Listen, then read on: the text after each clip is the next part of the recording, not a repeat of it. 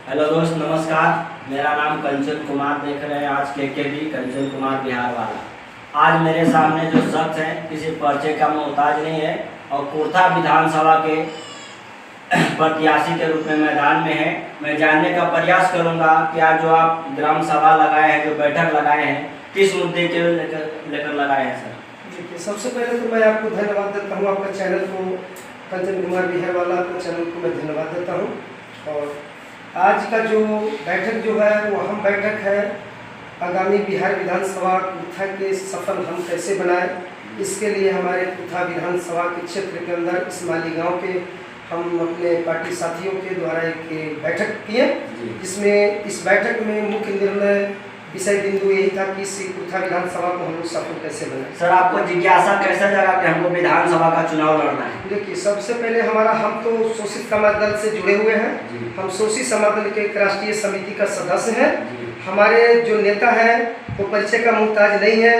बिहार लेलिन अमर शहीद जगदेव बाबू ने 90% शोषितों के लिए इज्जत और रोटी के लिए वो अपने सीने में गोली खाए हैं और उसी दल का हम सदस्य हैं। और उन्हीं से हमें प्रेरणा मिला कि जब तक शोषितों का राज शोषितों के द्वारा शोषितों के लिए कायम नहीं होगा, जब तक सही लोकतंत्र स्थापित नहीं होगा। सर, आप कुर्था विधानसभा में जब भ्रमण किए तो आम जनता का समस्या क्या देखने को मिला सर? देखिए, इस कुर्था विधानसभा में हमने लगभग अभी 200 से प्लस गांव में भ्रमण किए। हर गांव में जो नली हो, गली हो, ये सब का समस्या तो हम है, लेकिन उससे ज़्यादा समस्या जो है कि शिक्षा का है। शिक्षा का स्तर इतना गिर चुका है कि सरकार प्राथमिक विद्यालय को अभी उत्तर प्रदेश में 28,000 प्राथमिक विद्यालय को अवैध बताकर बंद कर दिया गया, जो रणनीति बिहार में भी चालू है। जबकि सरकार का पहला अहम भूमिका होना चाहिए कि प्राथमिक विद्यालय को सुचारू ढंग से चालू करके गरीब किसान मजदूर के बच्चों को शिक्षित बनाना, जागरूक बनाना। चूँकि जगदेव बाबू का एक पहला 7 सूत्री मांगों में था कि अनिवार्य शिक्षा लागू करो और समान शिक्षा लागू करो, जो आज तक 79 साल का हमारा देश आज़ादी से के सफर के गुजर रहा है। लेकिन फिर भी देश में 2 तरह की शिक्षा चल रहा है, एक गरीब शिक्षा, एक अमीर शिक्षा। ये लोकतंत्र का सबसे बड़ा कलंक है। तो और सर बताते हैं कि आप जब कुर्था विधानसभा में भर तो लोगों का समस्या हमने भी देखा कि भ्रष्टाचार, अफसरशाही, तानाशाही ज़्यादा है। बिल्कुल, अफसरशाही, भ्रष्टाचार और हत्या और हिंसा, मॉब लिंचिंग आज के सरकार में एकदम चरम सीमा पर है। इसलिए कि इसी तरह की बेरोजगारी, महंगाई, भ्रष्टाचार 74 के सम दशक में था, जो हमारे नेता उसी मांगों को लेकर के बेरोजगारी दूर करो, महंगाई कम करो, भ्रष्टाचार के खिलाफ उन्होंने आंदोलन छेड़ा था। जिस आंदोलन को प्रदर्शन धारणा करते हुए कुर्था प्रखंड मैदान में जगदेव प्रसाद बिहार लेलिन अमर शहीद को कांग्रेसी हुकूमत के द्वारा, पुलिस के द्वारा गोली मारकर हत्या कर दिया गया था। आज भी इस वर्तमान सरकार में एक अरवल जिला का एक अंडा बेचने वाला एक साधारण गरीब परिवार का दिन दहाड़े हत्या हो जाता है। इस सरकार का ग्राफ राजनीतिक प्लेटफॉर्म में बताता है कि आज के डेट में एक इंसान का कीमत एक अंडा से भी कम है। तो सर, गुंडों का राज बढ़ा। बिहार में जितने भी नेता हैं सर, जो पार्टी का हो, जगदेव बाबू को नाम लेकर दलित अति पिछड़ा का वोट लेके जाते हैं और कहते हैं कि हम दलितों का मसीहा हैं और जगदेव बाबू के अनुयायी कहते हैं। इस पे क्या कहना चाहते हैं? देखिए, जितने भी नेता लेते हैं, ये जगदेव बाबू का नाम सिर्फ एक राजनीतिक सीढ़ी बनाकर उनका इस्तेमाल कर रहे हैं, क्योंकि सबसे इसका जीता जागता उदाहरण है कि जगदेव बाबू ने अपने जीते जी सपना देखा था। उन्होंने गली गली नारा लगाते थे कि पुनपुन बांध बंधाएंगे, मछली भात खाएंगे। ये नारा जगदेव बाबू के हत्या के 74 के बाद आज बिहार में दलित पिछड़ा का बेटा मुख्यमंत्री बने, चाहे वो लालू जी हो, नीतीश जी हो, जीतन जी हो या डबल इंजन की सरकार हो। तो पुनपुन घाट तो अभी तक बना नहीं। ये पुनपुन बांध आज तक भी कार्यान्वित जगदेव बाबू के नक्शे कदम पर नहीं हुआ।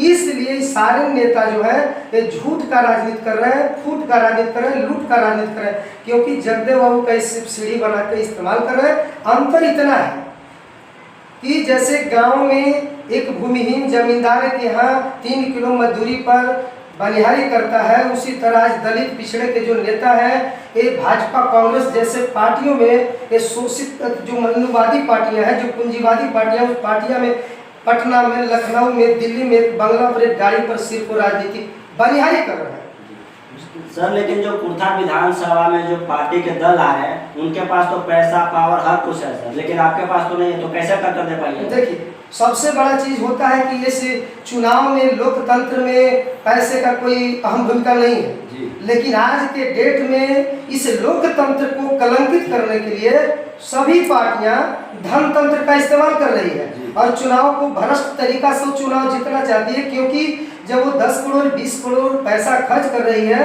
तो जनता के प्रति उत्तरदायी कभी नहीं रहेगा, जनता को कभी भी सम्मान नहीं मिलेगा, ना उनका समुचित मूल्य विकास होगा। इसलिए लोकतंत्र में सबसे बड़ा जो पावरफुल है, सबसे बड़ा धनी है वो जनता है। मैं चुनाव लड़ रहा हूँ, मेरा नेता 90% के लिए गोली खाए है, मेरे लिए सबसे बड़ा धन है, पूंजी है, ताकत है, वो लोकतंत्र है। और मेरे लोकतंत्र में जनता पर पूरी विश्वास है कि मैं किसी जाति का राजनीति नहीं कर रहा हूँ, मैं 90% शोषित समाज, गरीब पीड़ित जनता के लिए कर रहा हूँ और मुझे 90% जनता पर भरोसा है। वो मुझे वोट देंगे तो उनकी पैसा एक तरफ और मेरा जनता का वोट एक तरफ रहेगा, इसलिए मैं चुनाव जीतूंगा।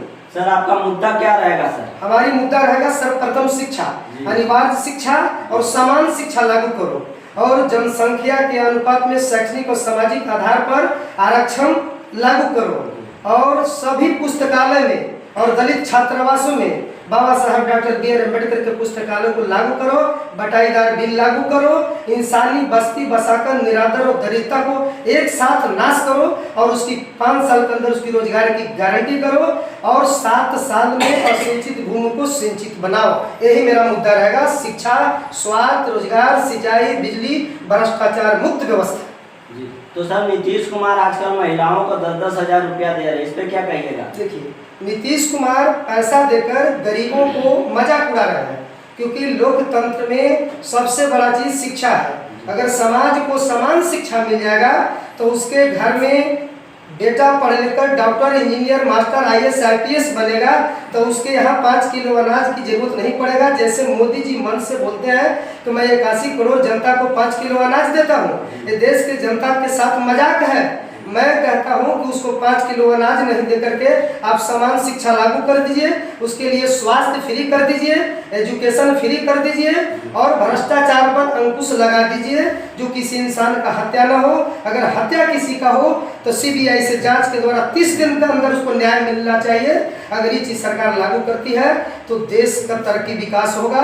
अभी नीतीश जी 10,000 रुपया पर एक तरह से महिलाओं को 10,000 रुपया देकर उसके वोट को खरीदने का और गरीबी का मजाक बना रहे हैं, जबकि नीतीश कुमार ने CAG की रिपोर्ट के अनुसार 71,000 करोड़ रुपया का महा घोटाला किए हैं। जब 71,000 करोड़ रुपया का नीतीश जी ने महा घोटाला किया है और उसमें 10-10 हजार गरीबों को वोट देकर खरीद रहे हैं, तो ये साफ साफ जाहिर है कि एक लोकतंत्र का भी नीतीश कुमार ने मजाक उड़ा रहे हैं। तो चलिए, हमारे साथ थे शोषित समाज दल के युवा प्रत्याशी के रूप में मैदान में थे।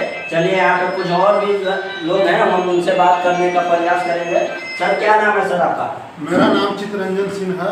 तो सर आपके विधानसभा से विनोद जी मैदान में, क्या आप लोग सहयोग कीजिएगा? पूरी धन मन तन से उनका सहयोग रहेगा और इनके टक्कर में अभी हमारा उम्मीद है कि कोई भी उम्मीदवार को किसी भी पार्टी का नहीं आने वाला है। तो सर आप कैसे सहयोग करिएगा? क्योंकि पूरी धन मन जो दूसरा पार्टी है वो पैसा छीट रहा है सर, लोगों पैसा से वोट खरीदाता है, पैसा पर में सब बिक जाएगा। 10,000 अभी नीतीश कुमार दे रहे हैं तो गाय भैंस के बराबर मुँह समझ रहा है जनता को। चलिए, और कुछ लोग हैं, बाबा हैं, उनसे हम बात करने का प्रयास करेंगे। बाबा अपना नाम बता दीजिए। मेरा नाम जितेंद्र रजक है। सर यहाँ बैठक आप लोग किए हैं तो क्या विनोद जी को आप लोग सपोर्ट कर रहे हैं? सपोर्ट कर रहे हैं। सपोर्ट कर रहे हैं ना। तो चलिए, आप देख रहे हैं कंचन कुमार बिहार वाला। धन्यवाद।